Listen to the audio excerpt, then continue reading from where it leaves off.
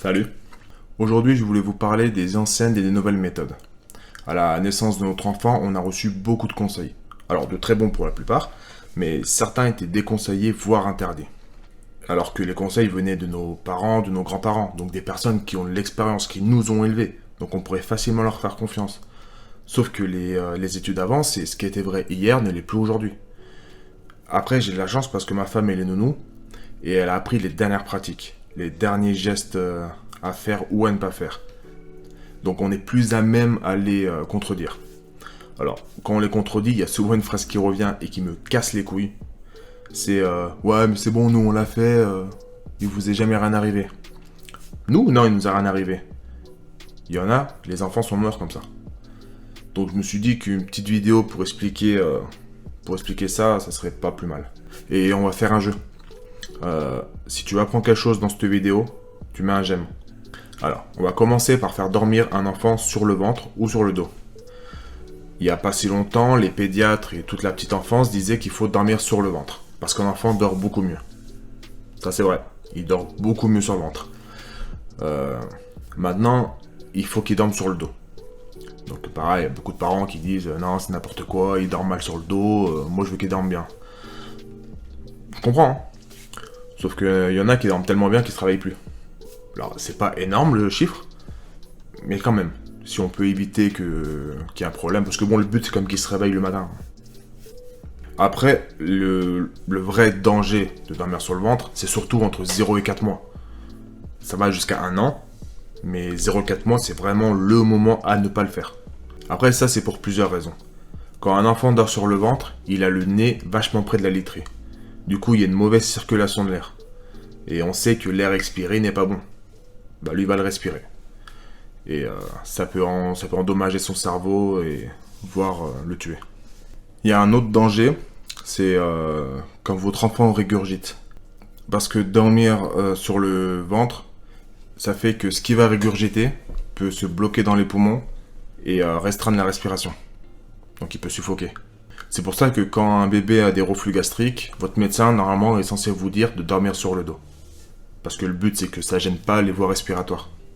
Alors oui, c'est hyper contre-intuitif, hein. Même moi j'arrive pas à comprendre, mais les études disent ça. Donc bon, moi je suis bête et discipliné, je veux la sécurité de mon enfant, je fais confiance.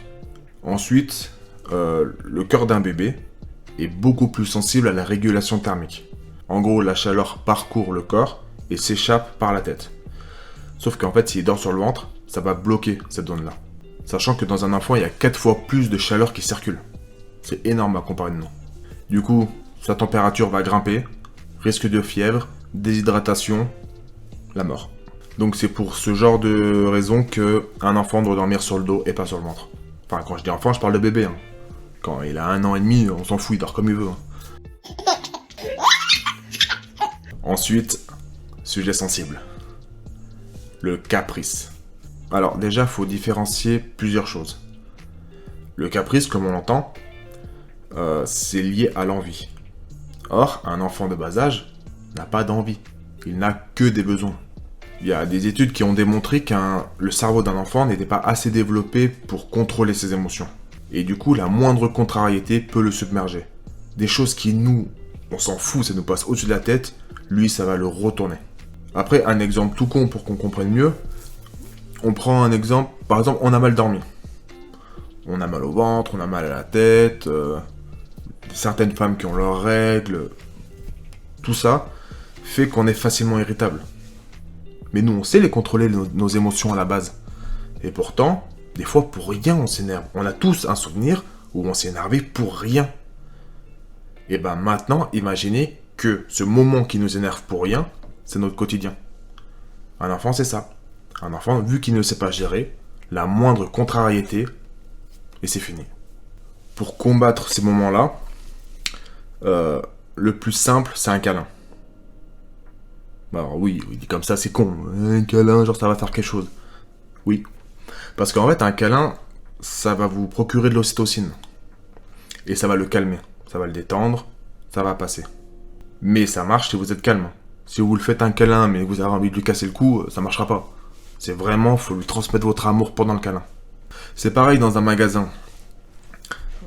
Votre enfant va prendre un objet, Et il ne voudra plus le lâcher.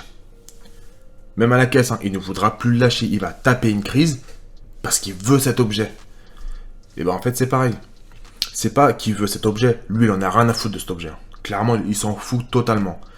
Mais en fait, son cerveau, il sature par toutes les informations qu'il y a autour de lui. La lumière, les couleurs, le bruit, les objets. Son cerveau est submergé.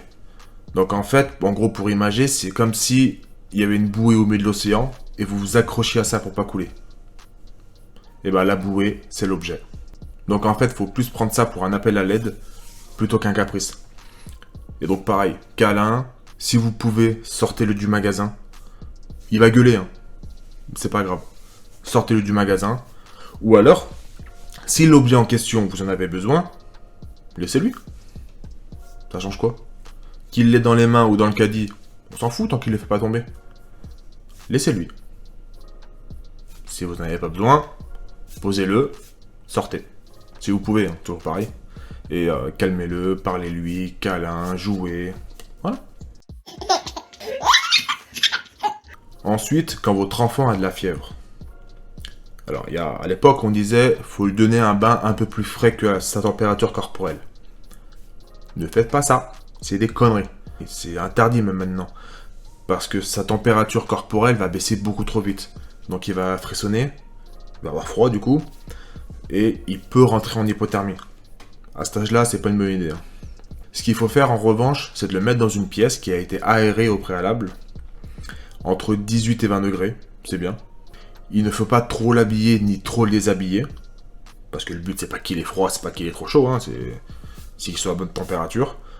Nous en général on le laisse en body, quand il fait 18-20 degrés, qu'il ait un pic de température en body. Et on contrôle quand même assez régulièrement. Très important, il faut le faire boire. Mettez toujours un verre ou un biberon selon son âge à côté. N'attendez pas qu'il vous demande. Parce que il peut vite tomber en déshydratation et faut pas. Vous pouvez aussi lui donner du Doliprane en respectant bien les doses. En général, ça suffit. Ça va faire tomber sa température directe. Si ça remonte, attendez bien le temps, redonnez-lui. Si, quand vous lui donnez, sa température ne tombe pas, là, on peut commencer à un peu s'inquiéter. C'est pas non plus un truc de fou, hein. On peut commencer, c'est tout. En fait, il faut savoir que c'est pas parce que votre enfant monte en température beaucoup ou que ça dure longtemps que c'est forcément grave. Le mieux, c'est d'appeler. On appelle le SAMU, ça évite un aller-retour inutile. Déjà, votre enfant, il est pas bien, si en plus on pouvait éviter de lui faire de la route pour rien, franchement, c'est pas plus mal. Nous, une fois, notre enfant est monté à 40 degrés. 40 piles, hein. Franchement joli. On s'est inquiété. On a appelé le SAMU. Et ils nous ont expliqué les démarches, comment bien faire attention à lui. Mais ils nous ont dit, venez pas, ça sert à rien. Ça va passer tout seul. Enfin, tout seul. On va dire, il n'y a pas besoin d'être pris en charge. Par contre, là où il faut vraiment vous inquiéter, et c'est très important, c'est s'il ne veut ni manger, ni boire.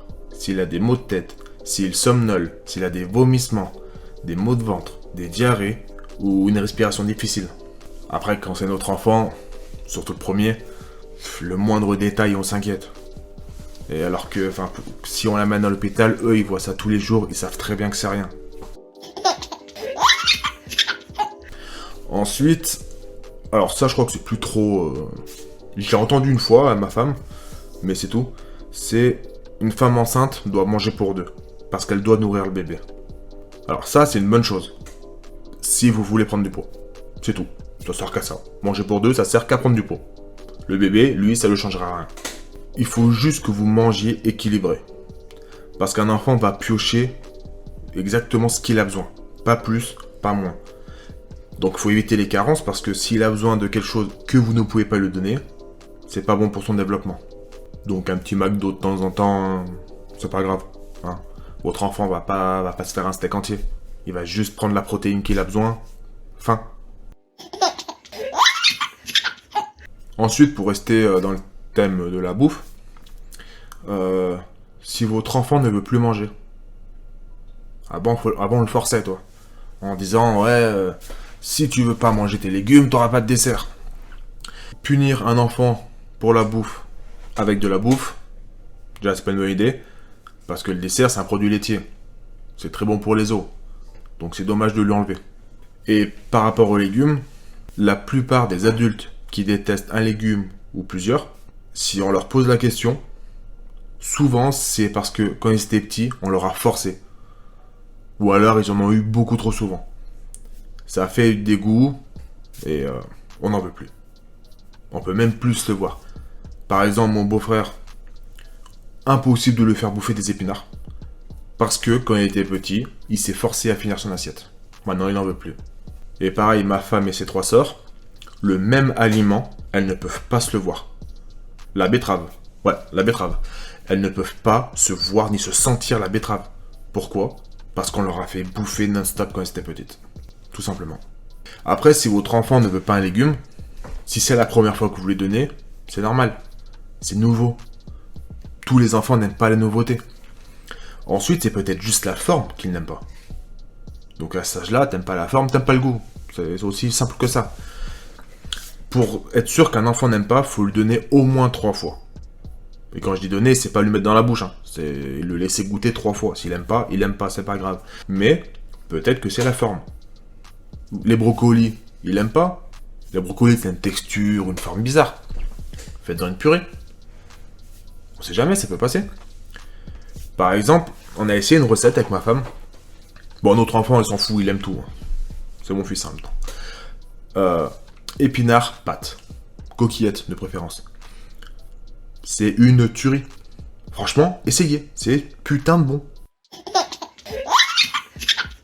Ensuite, alors ça va être un sujet qui peut fâcher ou créer un peu de polémique.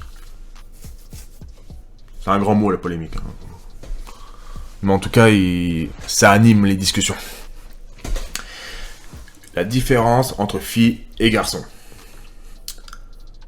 En vrai, pour moi, il n'y en a pas.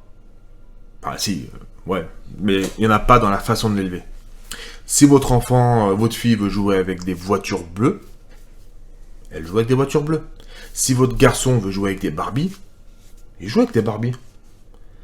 Ça va pas le rendre homo, si c'est ça qui vous dérange, ça va pas arriver. L'homosexualité ou l'hétérosexualité, ça se passe dans le ventre de la mère. Du moment qu'il est né, c'est décidé. Vous pourrez rien faire, ça marchera pas. À part le traumatiser ou le rendre malheureux, ça marchera pas. Mais bon, ça c'est un autre sujet. Après, j'ai aussi entendu des papas, des amis à moi, surtout, dire à leur enfant qui pleurait, leur garçon principalement, ouais, c'est bon, pleure pas, t'es pas une fille. Alors, moi perso, je comprends même pas la remarque. Si il pleure, c'est qu'il a besoin de pleurer. Après, je dis ça, j'ai été élevé comme ça. Il fallait pas que je montre mes émotions. D'ailleurs, à cause de ça, à la naissance de mon enfant, première fois que je l'ai vu. Moment magique, tout ce que vous voulez. J'ai senti les larmes monter. J'ai eu un réflexe de merde, j'ai tout bloqué. Et bah en fait, ça m'a sorti du moment. Et ça, je m'en veux. Ça fait plus d'1 an et demi, 20 mois même. Je m'en veux encore. J'ai pas pu profiter pleinement du moment à cause d'un réflexe de merde. C'est pour ça, votre garçon, s'il veut pleurer, laissez-le pleurer. En plus, c'est bon pour le mental. Ça va le renforcer. Parce que s'il s'empêche de pleurer, il va toujours ruminer des mauvais sentiments, des idées noires. C'est pas bon. Laissez-le pleurer, laissez-le s'exprimer. Et le fait d'empêcher votre enfant de jouer avec tel ou tel objet, parce que c'est fille, parce que c'est garçon, à part bloquer sa créativité et son imagination, ça changera rien. Tu sais, il le rend malheureux, pas malheureux. Ça va le brider en fait, dans une idée que je trouve fausse. Si vous trouvez ça que c'est juste, faites-le, c'est votre enfant, c'est votre éducation. Mais ça changera rien. Le bleu, le rose, tout ce que vous voulez, on s'en fout. Ça, si ça peut le permettre de s'exprimer et de devenir la personne qu'il doit être, laissez-le. Parce que c'est lui qui doit décider qui il veut être, c'est pas à vous. Bon, je vais m'arrêter là parce que ça va commencer à faire long. Et au montage, c'est chiant. Donc si vous avez appris quelque chose, mettez un j'aime. Si vous connaissez des futurs ou des nouveaux parents qui pourraient être intéressés par ce que je viens de dire, partagez-leur, ça fait plaisir. Vous pouvez aussi vous abonner pour voir les prochaines vidéos et je vous dis à bientôt. Salut.